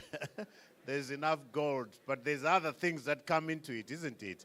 The 21-year-old might not be given the license to mine, but some 90-year-old might be given the license to mine. Any other questions? Thank you so much, young man, for that your question. Your question goes to the center of national resources, the husbanding of those resources, so that our young generation gets to, our kids and future generations get to enjoy those resources. It's not just gold, it's more than that. Anybody else with a question? Yeah, there's a question. Please give them a mic. And I see my Malume is in front there, has a question too.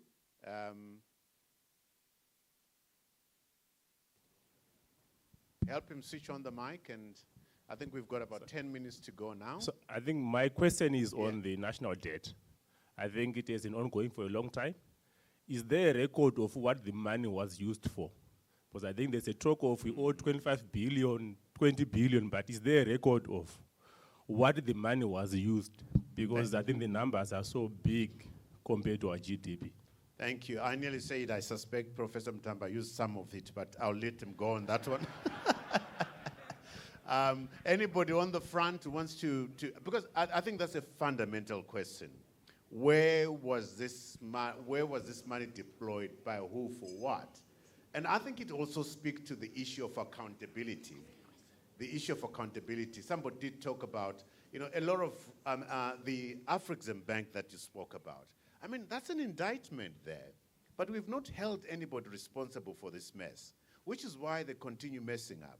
And in a way, I'm admiring what Trump is doing, although in a wrong way, bringing Comey back and saying, we're going to try you for what you did, but we know that's not the right thing. But should we not hold people to account for the decisions that they made, particularly on this? Does anybody want to take that issue on, Ken? I'm not an economist, but I'd like to frame something differently.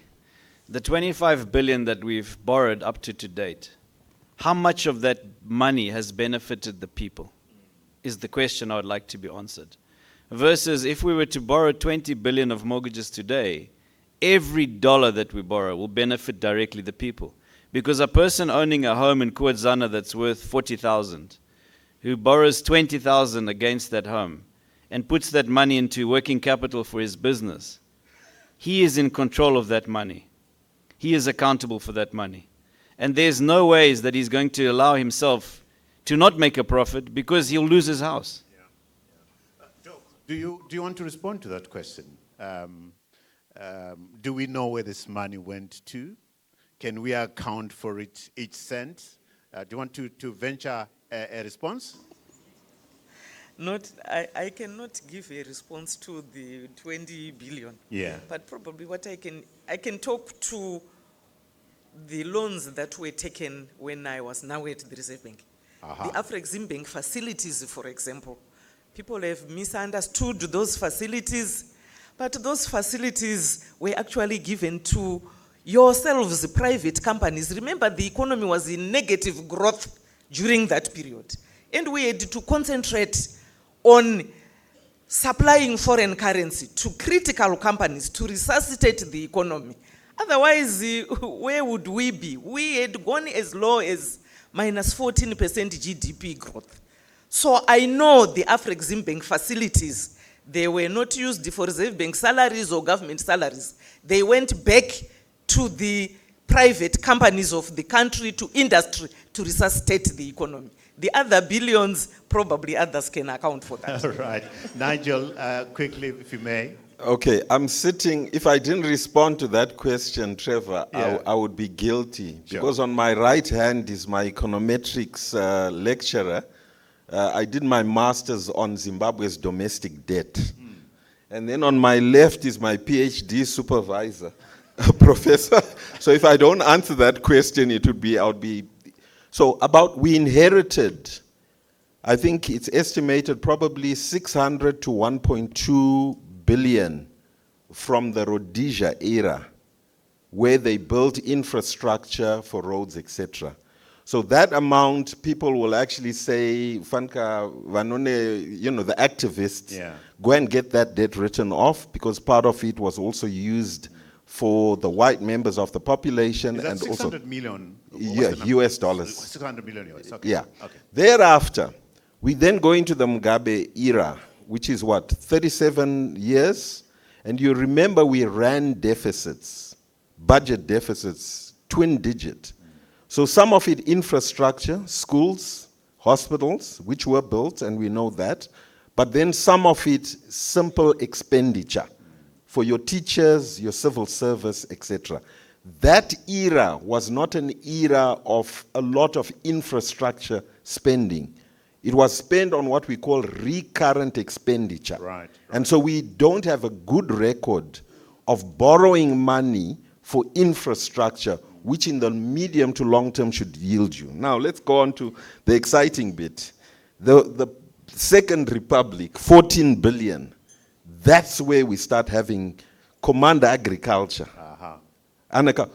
Before we get to command agriculture, we had the Gono era, okay? What was it? Remember, farm expenditures, mechanization. So there's a good, I would say, 2 odd billion that is there. There is another 2 odd billion, the bad debts that were moved from the private sector, you CEOs, bad debt taken up by the Reserve Bank, put into that housed facility, probably to the order of about $2 billion. Then we come now to the era of presidential input schemes, Mutapa, issuance of debt that is what I would call a bit opaque. But we have a debt office which is mandated to keep accurate records of all expenditure. Wow. Now, before we get there, you need to audit that debt itself. Are we together? Yeah. Because your fiscal, what is reported at budget time, gives you a figure. But then that, when the Auditor General comes, you then find that some of that expenditure, vehicles still outstanding, incomplete roads, shoddy workmanship, and inflated prices. Because we, the private sector, on realizing that government doesn't pay, what do? When we bid for the tenders, you factor in the fact that you'll probably be paid in 6 months' time. So you inflate your pricing. And so that becomes that opaqueness of the debt and the unsustainability of debt, and that goes into the hands of the tenderpreneurs. I rest my case. That's very helpful, Nigel, although it doesn't run away from the fact that we need to have that debt audited and get a sense of exactly who did what. I think for me, the point is accountability and people taking responsibility of the decisions that they made.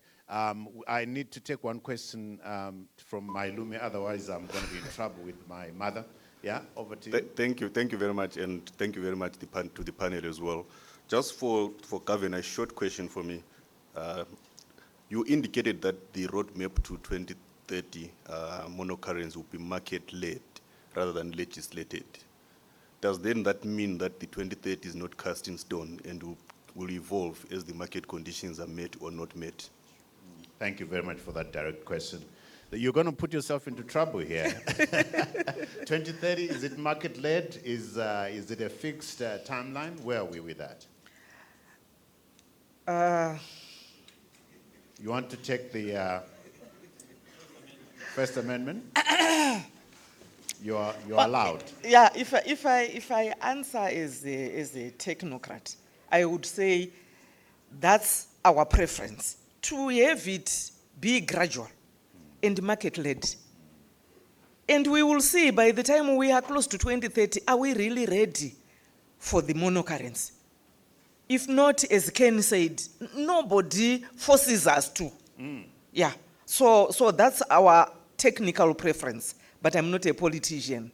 Well, politicians can wake up tomorrow and put an SI, and we all deal with that. And that has happened before. Now, Nigel, as you close, that's going to be a closing remark. Okay, I'm going to go around to you all. Closing remark from you. Nigel? I think, Trevor, the very response of our good deputy governor does not give confidence to the markets. Unfortunately, Governor, the realities are that we in the private sector, when you talk of a hard stop, we've watched this movie before. When we had a hard stop in 2024, or whatever date it was, the banks stopped lending. They don't give credit. Mortgages start drying up, liquidity. The market gets skittish. They hide their money. We take the money out of the bank. So we run the very real risk, Deputy Governor, of capital flight. So in my eyes, it's not good enough for us to give a cagey answer. And I'm going to be ruthless about that. Because the markets discipline you. That's how markets behave. Human beings, CEOs are rational in their behavior. So I am better off actually saying, you know what? We are flexible, and maybe the capital market move to the VFX. Ken, you are already there. We are guaranteeing you that for any infrastructure expenditure, any borrowing that you do, you've got the freedom of the US dollar up to eternity. Are we together? Yeah. But to give an answer to the financial markets when we need to make business decisions, I'm sorry, it's not going to be good enough. So we need a decisive answer. Perhaps it's unfair to expect it from her.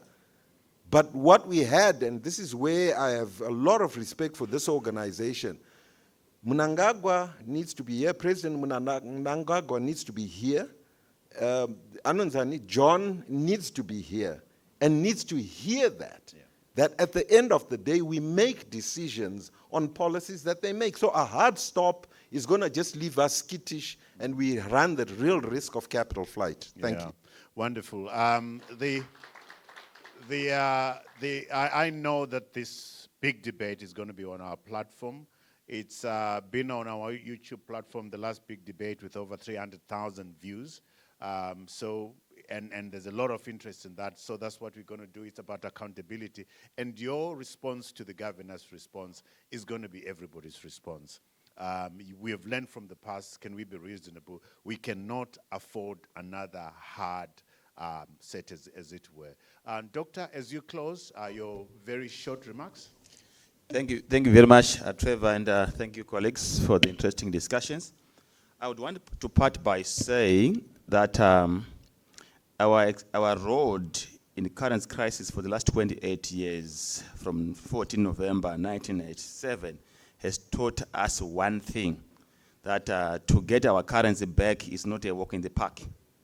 And we must never fool ourselves to say we can do it in 5 years if we don't change the way we are doing our things. The first thing, we need political will to put together strong institutions which addresses corruption, allows create conducive environment for business. We need structural policies to address production, import substitution, export growth, and disseminate the informal sector. We need a market-led economy, not command economy. Yeah. And I want to end by saying the roadmap to de-dollarisation or to monocurrency should be a shared roadmap with all of us in it. I thank you. Fantastic. Then Shariwa, your quick closing remarks. Thank you very much. I would like to thank you to the Deputy Governor really for coming through with all the responses. But I think in closing, my 2 cents on this are that for once we need to have the word of the word is accountability. Somebody must sit in a room and say, for instance, in 2019, why did we introduce a Zimbabwean currency and tell everyone this would work, and 9 months later abandoned it and came back to a multi-currency? And what is it that we have decided to do differently?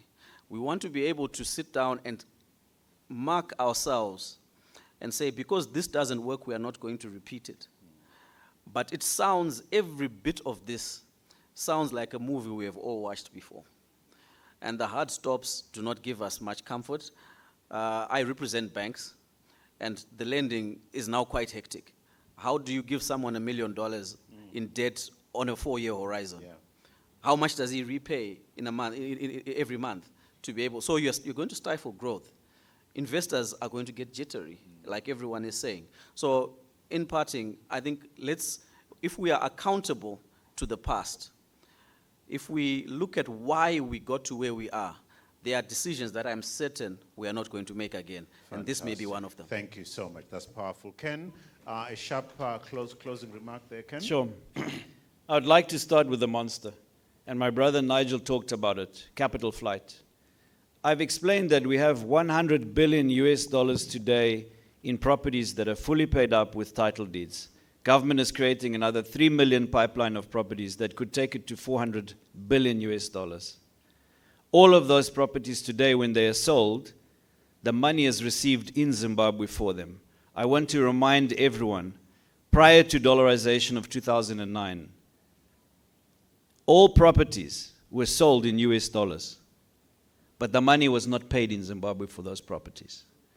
Do we really want to take the risk of externalizing $100 billion of our national interest, of our national wealth, that we currently own without debt? I don't think we want to take that. Therefore, my 3 points is, firstly, let's remove the when from the mono-dialogue that we're having and the monocurrency. Because the when is the problem. It's currently legislated, Governor. You're saying it's not, it is. There's legislation right now that exists that after the 31st of December 2030, there will not be any more US dollars in this country. That is the problem we have. Let's remove the when. And please explain to us the how and the what. And let us be involved in that discussion of the how and the what. The second thing we need to do is to allow the tenure of multi-currency to continue until we really understand the how and the what. And the third thing, I'm pleading to all of us, let us look at our national interest of $100 million of real estate that we have today, wealth that can change this country's future forever, if we simply understand how we can unlock capital from that asset. Because the unlocking of that capital in USD is what will solve this country's problems. Not external debt, but ourselves. We have the assets here today. Thank you. Thanks, Ken. Good people, I want us to give Acting Governor Dr. Chipika a huge round of applause, if we may.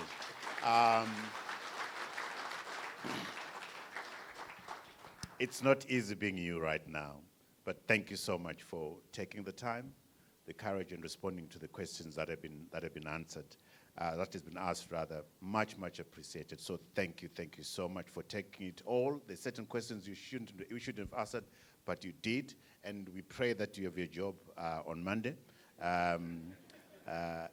But do you mind just sharing your thoughts as we end?